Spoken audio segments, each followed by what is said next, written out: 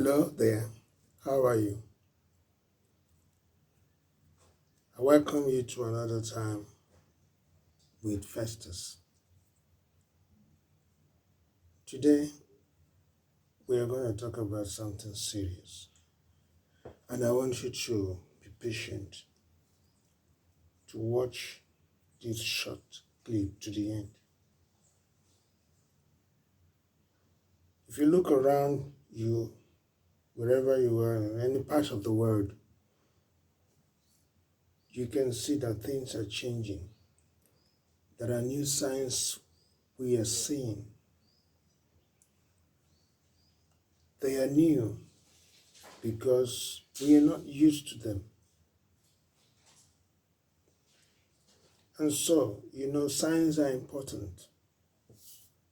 Signs give us the idea of what might be coming. I want to talk about some of the signs to watch out for,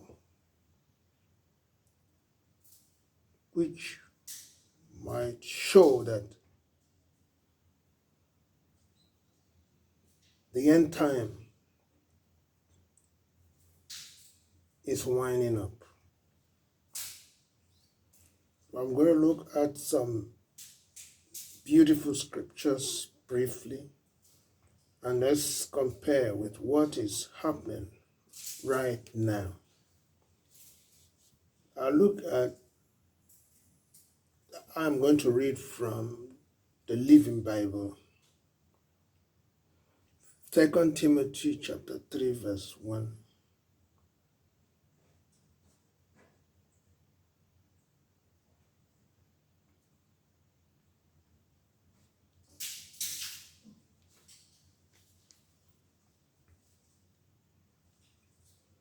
So, give me a little time. 2 Timothy chapter 3, I'm going to read from verse number 1.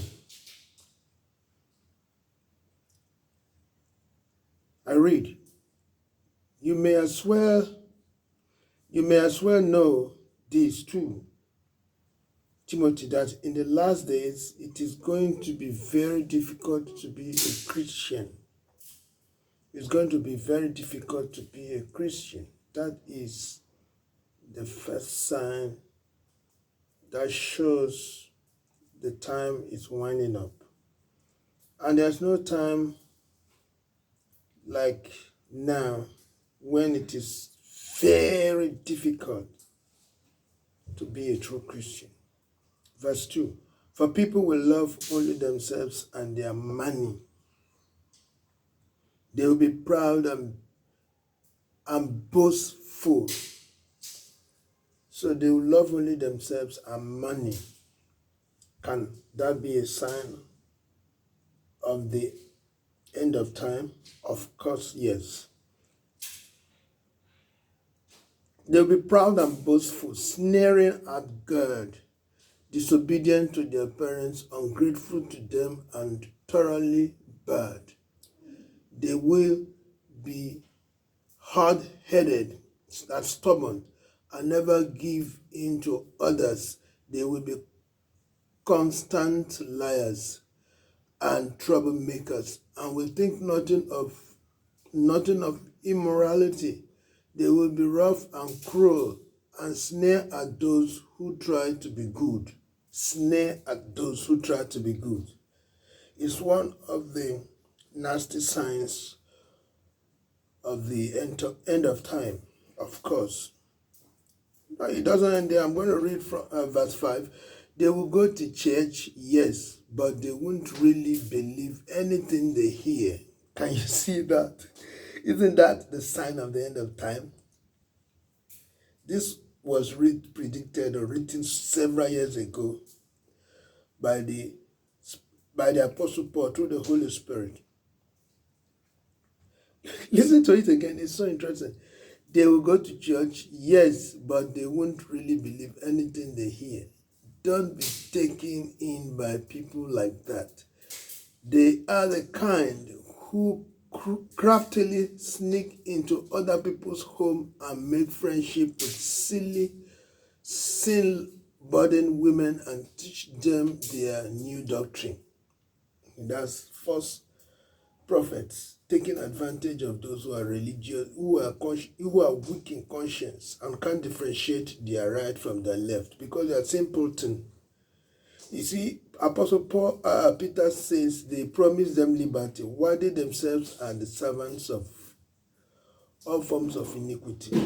Now, what this means is that those in the end of time, those who don't know their left from their right spiritually will suffer most because they'll be taken advantage of by the so-called prophets who seem to promise them freedom from sin, freedom from this and from that, and thereby taking advantage of their ignorance to exploit them. I'm going to read our next text, 2 Timothy chapter 3 from verse 1. 2 Timothy chapter, okay, we have read that one. I'm going to move to Matthew chapter 24 from verse 6. Matthew chapter 24 from verse 6. It reads, "When you hear of wars beginning, this does not signal any return. These must come, but the end is not yet." Now, wars and rumors of wars in Ukraine, war in Israel, war. Jesus is saying here that it does not end the time. It does not they do not signify the end of time.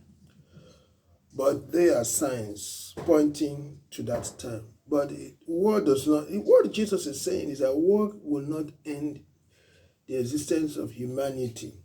Let me read it again, please listen. When you hear wars beginning, this does not signal my return. Yeah, this must come, but the end is not yet. So war is not going to end the existence of humanity, and it's not going to end existence in any way. It's not going to make the world come to an end. No one can bring the end except God himself. Verse 7, "The nations and kingdoms of the earth will rise against each other, and this will be famines, and there will be famines and earthquakes in many places. But this will be only the beginning of the horror to come." They are bad signs, but it's not going to be the end. Verse 9, "Then you will be tortured and killed and hated all over the world because you are mine. And many of you shall fall back into sin and betray and hate each other." Very terrible sign. Hatred is going to be spreading and jealousy within the church, among leaders, among brothers and sisters. Hatred, spirit of competition, and betrayal. Betrayal. It's going on already. That end-time betrayal. Verse 11, "And many false prophets will appear and lead many astray." This is already happening. You can attest to that. You can attest to that. Millions of people are being led astray on the platter of promises that never come true. Verse 12, "Sin will be rampant everywhere and will cool the love of many." It says, "Iniquity will multiply and the love of many shall become cold." Yes, it's happening. It's happening. It's happening. And why is it so? They look at it and say, God didn't punish them. They are prospering. That those who are the most violators of the law are the ones rich and blessed. So they say, why should I kill myself to be obedient? Why should I kill myself to be a good citizen? Why should I kill myself to keep the law? Why should I kill myself to be civic? the criminals within the religious settings and within the government settings have cash and are living big and fine. So why should I be obedient? Why should I be different? So sin multiplies and the love for God grows cold. So I'm not going to kill myself anymore. I'm going to help myself. You've heard it before. Heaven help those who help themselves. It's never in scriptures. So sin is good. The multiplication of sin will dampen the love of God for many. So that is where I'm going to stop. So these signs are real. They are ancient prophecies of God and God's servants. So check them out. The passages are 2 Timothy chapter 3. You read to the 10th verse. Then Matthew chapter 24, verses 6 to 13. Check this thing out and tell me what you think in the comment section. Are we close to the end of time? Are we really close to the end of the time, going by these prophecies of scriptures? Tell me what you think about it. Please endeavor to like this video, hit the subscription button and the bell, so that notification bell, so that you can always know when we have our new videos. Thank you, and thank you for watching. See you again. Bye.